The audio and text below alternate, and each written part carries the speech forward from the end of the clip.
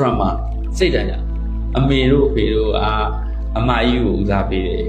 အမကြီးကသူ့ရန်သူဖြစ်သွားစိတ်ထဲကရန်သူဖြစ်သွားကြီးတော့အိမ်မောင်တို့ကအမွေလူကြရောခင်ဗျာသမီးခိုင်ပေါ့ဗျာကျုပ်ငယ်တော့တယ်ခင်ဗျာဘာဆောင်းလျှောက်ခဲ့တယ်ဟောအဲ့လိုပြောတယ်အမလီရင်နာလိုက်တာဟဲ့သူရင်နာဟိုအကုန်လုံးပါးကြတွေပါသူကသူပိတ်ချကြိုက်တယ်လို့ချနော်ကိုလုတ်ခဲ့တဲ့ဒုက္ခပဲအဲ့ဒါပါသားသမီးတွေကိုဆက်ဆံတဲ့နေရာမှာတောင်းမနဲ့မှန်ကမဆက်ဆံတဲ့တော့ခွဲခြားဆက်ဆံတဲ့အဓိပ္ပာယ်ရောက် discrimination သားလေးကတယောက်တည်းမို့သားလေးကိုတခါလေလူသမျှအကုန်ပြီးသမီးတွေကြပြစ်ထားနော်သမီးတွေကဗယံမတာနေထိုင်သားတော့မသိနောက်တော့သမီးတွေကဒုက္ခတွေရောက်လာတဲ့အခါညီတို့ဘယ်လိုလုပ်လား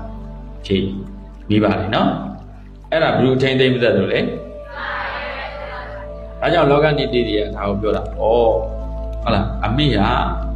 အပြင်ရန်အဖအတွင်းရန်သားသမီးကိုမထိန်သိမ်းမစောင့်ရှောက်တတ်ဘူးဆိုရင်မိဘတွေကသားသမီးရဲ့ရန်သူတဲ့ဗျသားသမီးရဲ့ဘာလဲတော့သားသမီးကိုမထိန်သိမ်းမစောင့်ရှောက်တဲ့သားသမီးတွေရဲ့ရန်သူကဘယ်လို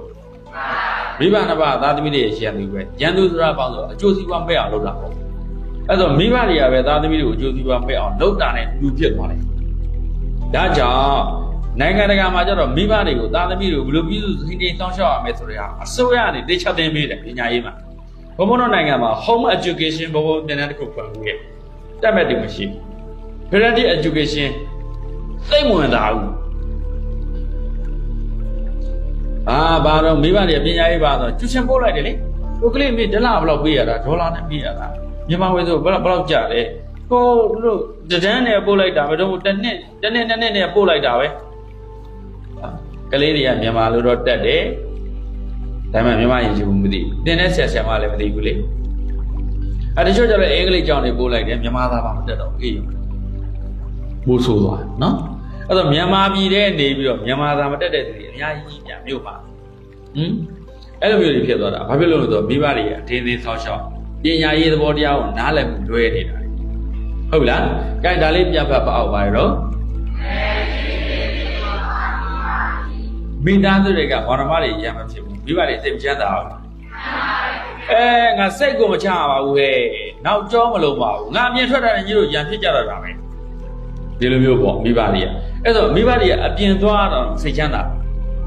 ရှေ့လို့လို့တော့နောက်ကမဖြောင်းဒီလိုမျိုးဟုတ်လားမိဘတွေအပြင်ထွက်တော့လည်းအိမ်ထဲမှာဖြစ်ချင်တိုင်းဖြစ်တော့ပြည့်ချင်တိုင်းပြတ်သွားတာဟောအဲ့လိုမညီညွတ်တဲ့မစီးလုံးနဲ့မငြိမ်းချမ်းတဲ့မိသားစုတွေပေါင်းထားတဲ့ရွာကိုရင်နဲ့ဒီဘာဖြစ်ကြအမျိုးတွေချင်းချင်းဘာဖြစ်ကြရက်ွက်တွေချင်းချင်းဘာဖြစ်ကြတိုင်းသားတွေချင်းချင်းဘာဖြစ်ကြတဲ့နိုင်ငံလုံးဘာဖြစ်နေကြစစ်ပွဲတွေငြိမ်းရင်နေဆိုရင်အေးရနဲ့စားပြီးတင်ပြရမင်းနိုင်ငံတော်ဘယ်သူမှမလုပ်နိုင်တဲ့မြန်မာနိုင်ငံမှာခေါင်းဆောင်မရှိဘူးတကယ်တမ်းကျတော့အဲ့လိုလုပ်လို့မရခေါင်းဆောင်တွေလည်းလုပ်လို့မရဘူးပညာရေးကြီးတယ်မိဘတွေကဒီအမြင်တွေကြောင်းပေးဖို့လိုတယ်ဘုံဘုံတစ်နှစ်ကတရားပွဲတွေဘောနောက်ပိုင်းမှာနိဗ္ဗာန်ရောက်ကြောင်းဆိုတာခဏထားနိဗ္ဗာန်ရောက်ကြောင်းလာရင်လာရိတ်တာလာရင်လာခဲ့ဘုံတရားသကန်းတွေရှိတယ်အဲ့ဒီခါမျိုးတွေတော့နိဗ္ဗာန်ရောက်ကြောင်းတွေပြောတယ်ကျန်တဲ့ချိန်ကတော့အပြင်တရားပွဲတွေတော့သားသမီးတွေကိုမိဘတွေကိုလို့ထိန်ကြောင်းမလဲအဲ့ဒါတွေနဲ့ပတ်သက်တဲ့ပညာရေးစနစ်တွေကိုပဲဘုံဟောတယ်အဲ့ဒါပဲဟောချင်တော့တယ်ဘာဖြစ်လို့လဲဆိုတော့အိမ်ဒီမှာမိဘတွေအဲ့လိုမျိုးသားသမီးတွေကိုမကင်တွယ်မထိန်ထိန်စောင့်ရှောက်တတ်တဲ့အခါအများကြီးတိုင်းပြည်တွေနေတာဆုံးရှုံးတာနေများမသွားဘူးလားဒါကြောင့်မိသားစုညီညွတ်တဲ့မိသားစုငြိမ်းချမ်းတဲ့မိသားစုကိုယ်တာဝန်ကိုယူတတ်တဲ့မိသားစုဖြစ်ဘုံဘုံက၄တန်းလောက်နေရတော့မှအဖေတို့ကအမေတို့ကထမ်းတက်တဲ့ကအဖေထမ်းတက်တော့နောက်ကနေတော့ဟိုကောက်လိုက်နော်အဲ့ဒါတော့သွားတယ်ဆိုရင်ကြောင်းသွားတယ်ဆိုရင်ကြောင်းသွားတဲ့လွယ်အိမ်ထဲမှာကြောင်းစိမ်းပေါင်းမီလေးအင်ကြီးလေးပစိုးလေးထည့်သွားတော့အိုးကောက်လိုက်တဲ့အစုပ်ကလေးတွေနဲ့ပစိုးစုပ်လေးတွေအင်ကြီးစုပ်လေးတွေနဲ့ဒါသွားတော့အဖေထမ်းတက်တဲ့ဟာတွေပြီးအောင်ပြီးသလောက်ဖြစ်အောင်ပို့ပြီးနော်အဲ့ဒါပြီးမှအတန်းကျောင်းကိုလွယ်ထဲမှာပါလာတဲ့ဝတ်စုံလေးတွေနဲ့အတန်းကျောင်းသွားအတန်းကျောင်းပြန်လာလဲဘုံဘုံတို့ကျူရှင်တွေမရှိသေးဘူးအဲ့တော့ရှစ်တန်းကြီးဘာကျူရှင်မှမနေဘူး9တန်းလောက်ကျမှအကိုတွေအမတွေသိပြီ10တန်းတစ်နှစ်လုံးမှာ8000ပဲကုန်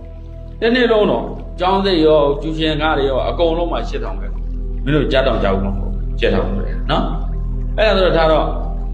တော့နောက်9တန်း10တန်းလောက်ရောက်တော့တောင်သူလုတ်တတ်တယ်ငါချွန်နေရောထေရောဘုံကုန်လုတ်တတ်တယ်9တန်း10တန်းလောက်ရတယ်အဖေကထမ်းတော့တက်တော့ကျွမ်းတယ်တောင်သူလုတ်မကျွမ်းနော်အဲ့ဒါဆိုဘုံဘုံတော့လုတ်တက်အောင်တင်တာထမ်းတက်တော့လည်းမင်းတက်ကတူဆိုဘုံဘုံတို့ကတက်ကတူပူသွားခဲ့ထမ်းတော့ရင်သွားတာဟုတ်ပါပြီးမှမင်းတက်ကတူမင်းငါတို့တက်ကတူတက်တော့စပိန်နဲ့နင်းတယ်ဟာသလင်းကြီးဘက်ကနေပြီးတော့မင်းချင်းနှမြေကူးဟိုကမုံရတက်ကတူသွားတက်စပိန်ကချိန်ဖို့မပါဘူးမင်းခုကောင်နဲ့ဖင်ကောင်းကျဲတယ်မင်းဆိုင်ကနေသွားတာဟုတ်လားဆိုင်ကနေသွားတော့အခုကျတော့ဗာလဲဖြစ်သွားနော်စစ်တပ်ဘေးလို့ဘာလို့နဲ့လိုဖြစ်တာဟုတ်ပါပတ်တန်ကြတပြားမှမချနိုင်အိမ်ကျတော့ဗာလဲကြောမမသိဘုံတို့အဲ့ဒါ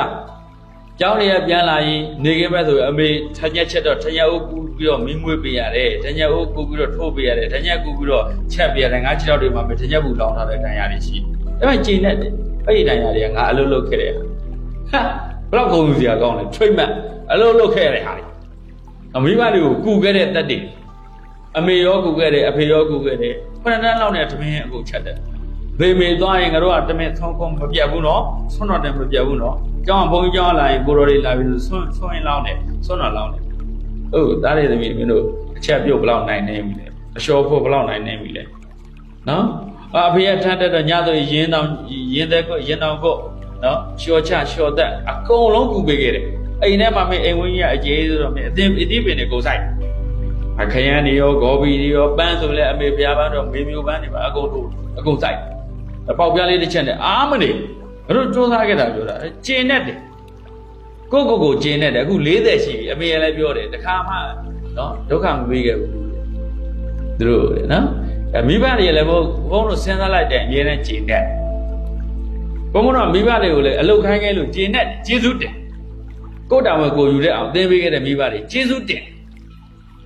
အခုကျတော့မိဘတွေကကိုတာဝန်ကိုယူတဲ့အောင်မသင်ဘူးအကုန်လုံး ready made လုပ်ပေးလိုက်တော့သားသမီးကြီးကအတုံးမကျတဲ့သားသမီး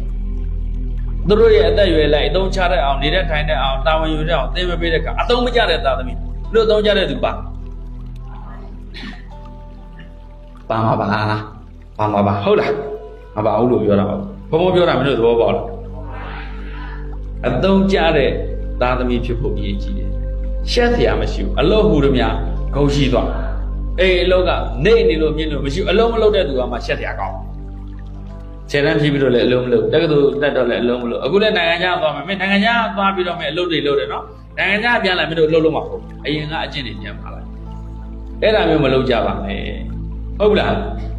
အေးအဲ့ဒါတော့ဒီမှာဖတ်ကြည့်ပါဦးပါတော့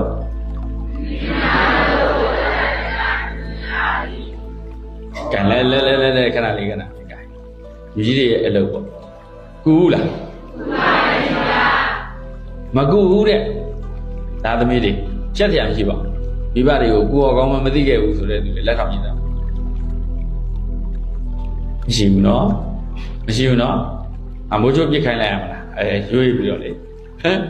မိုးချိုးပြစ်တော့ဓာတ်တော့လိုက်လို့ဓာတ်လိုက်အောင်တော့လုပ်လို့ရတယ်ဟုတ်လားမကူပဲမနေခဲ့ဘူးပေါ့ဟုတ်လားဒါကောင်းတယ်နော်အဲ့ဒါကြောင့်ဘုံဘုံဒီလိုမျိုးနေရာတွေကိုထားသိချင်တာတင်တဲ့ဂျပန်တင်တဲ့ကိုရီးယားတင်တဲ့တွေ့ရနေရမှာဒါဒီပုံစံတကြကိုတာဝန်ကိုယူခိုင်းတဲ့အလုပ်ခိုင်းတဲ့နေရာတွေကိုနေစီရအဲ့ဒီကြမှာအစုနဲ့အပေါင်းနဲ့အသင်းနဲ့နေတဲ့ထိုင်တဲ့သားတဲ့တောက်တဲ့ကိုတာဝန်ကိုယူတဲ့လေ့ကျင့်ပါနိုင်ငံခြားကြအကုန်ကိုတာဝန်ကိုယူပါတိုင်းကြတော့ဒါလေးဖတ်ကြည့်ပါလေတော့လောကမှာ